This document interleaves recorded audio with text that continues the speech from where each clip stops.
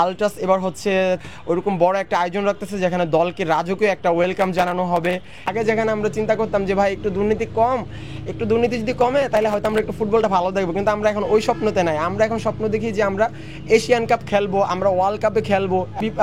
প্রতিপক্ষ দলের জন্য হচ্ছে আমাদের কিছু আয়োজন আছে, বলতে পারেন তাদের জন্য এগুলো গিফট, এগুলো থাকবে, এগুলো বলতে পারেন যে সারপ্রাইজ গিফট। বাংলাদেশের জন্য সারপ্রাইজ এবং হচ্ছে অপোনেন্ট টিমের জন্য গিফট, কিন্তু কারোর জন্য ক্ষতি আর কারোর জন্য লাভ। এশিয়ান কাপে জায়গা করে নেওয়ার হচ্ছে এই ম্যাচের হার জিতের উপর হচ্ছে নির্ভর করতেছে। তো সেই জায়গাতে হচ্ছে আমাদের দর্শকদের থেকে একটা আলাদা দায়িত্ব থাকে, যেরকম আমরা নিজেদেরকে দাবি করি দলের আমরা 12তম সদস্য, সেই জায়গা থেকে হচ্ছে আমাদের একটা আলাদা দায়িত্ব থাকে যে আসলে দলের জন্য কীভাবে সুবিধা আদায় করে দেওয়া যায়। যেমন হচ্ছে অপোনেন্ট টিমকে ডিস্টার্ব করা, তারপর নিজের দলকে উৎসাহিত করা। সেই জন্য দেখা যায় দর্শকদের থেকে, বিশেষ করে যে সমর্থক গোষ্ঠী থাকে, সেগুলো থেকে আলাদা কিছু পরিকল্পনা বা আয়োজন থাকে। তো আমাদের সেই ধারাবাহিকতায় আমরা আগের ম্যাচগুলোতে যেই পরিমাণ আমরা বাজেট রাখতাম এবং আমাদের আয়োজন থাকতো, সেটা থেকে যদি আমি বলি যে 10 গুণ বেশি হবে, সেটাও আসলে কম হয়ে যাবে। আমরা ওরকম বড় একটা আয়োজন এই ম্যাচে রাখতে যাচ্ছি। সেটা যদি বলেন আমাদের টিমকে কখনোই হয়তো আপনি দেখবেন না যে ওয়েলকাম জানানো হয়েছে, হয়তো কয়েকজন হাতে ইশারা দিতে দেওয়া হয়, বাট এইটাকে আসলে ওয়েলকাম বলা হয় না, রাজকীয় ওয়েলকাম। যেটা হচ্ছে আপনার রিয়াল মাদ্রিদে দেখবেন যে টিম বাস যখন হচ্ছে মাঠে এন্ট্রি নেয়, প্রবেশ করে, তখন হচ্ছে একটা রাজকীয় ওয়েলকাম দেওয়া হয়। তো আলট্রাস এবার হচ্ছে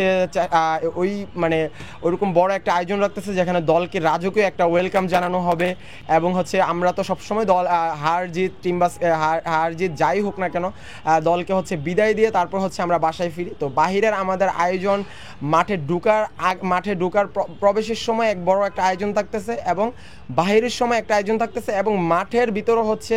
তো সবচাইতে বড় যেটা আকর্ষণ টিফু, যেটা আসলে বাংলাদেশের ইতিহাসে টিফুই হয় না, আর টিফু যা করছে সেগুলো সবই আলট্রাস করছে।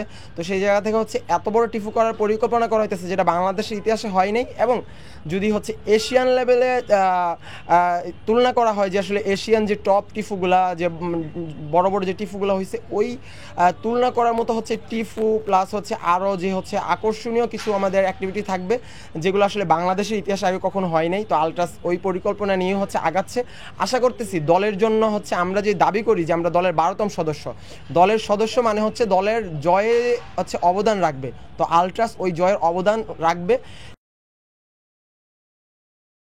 পাইছি আগে যেখানে আমরা চিন্তা করতাম যে ভাই একটু দুর্নীতি যদি কমে তাহলে হয়তো আমরা একটু ফুটবলটা ভালো দেখবো, কিন্তু আমরা এখন ওই স্বপ্নতে নাই। আমরা এখন স্বপ্ন দেখি যে আমরা এশিয়ান কাপ খেলবো, আমরা ওয়ার্ল্ড কাপে খেলবো, এবং আমরা যে কোনো দেশকে আমরা খেলে হারাবো।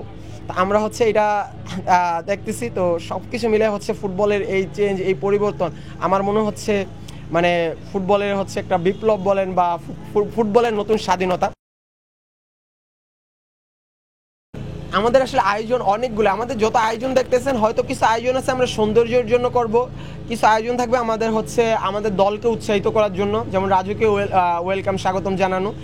সেরকমই হচ্ছে আমাদের প্রতিপক্ষ দলের জন্য হচ্ছে আমাদের কিছু আয়োজন আছে, বলতে পারেন তাদের জন্য এগুলো গিফট। তো সেগুলো আসলে এখন বলা যাবে না, কারণ নর্মালি কিন্তু এগুলো থাকবে, এগুলো বলতে পারেন যে সারপ্রাইজ গিফট। বাংলাদেশের জন্য সারপ্রাইজ এবং হচ্ছে অপোনেন্ট টিমের জন্য গিফট, কিন্তু কারোর জন্য ক্ষতি আর কারোর জন্য লাভ। আমাদের এরকম কিছু পরিকল্পনা আছে, আমরা ঘোরা বা হচ্ছে এরকম কিছু পরিকল্পনা আছে, যেটার জন্য হয়তো এখানে নিরাপত্তাটা সবচাইতে বড় ইস্যু। তো আমরা এর জন্য হচ্ছে আমরা ডিএমপির সাথে আলোচনা করতেছি, ডিএমপি কমিশনের সাথে, বিষয়টা হচ্ছে যদি এটা নিশ্চিত না হয়, হয়তো না হলে করাও যাবে না। তো নিরাপত্তা ইস্যুটা আছে। তো আমরা প্রথমে হচ্ছে ডিএমপি কমিশনার সাথে এই বিষয় নিয়ে আমরা বসার পর হচ্ছে আসলে ওই গ্রিন সিগন্যাল পাইলেই হচ্ছে আমরা বাকি কাজে আগাবো।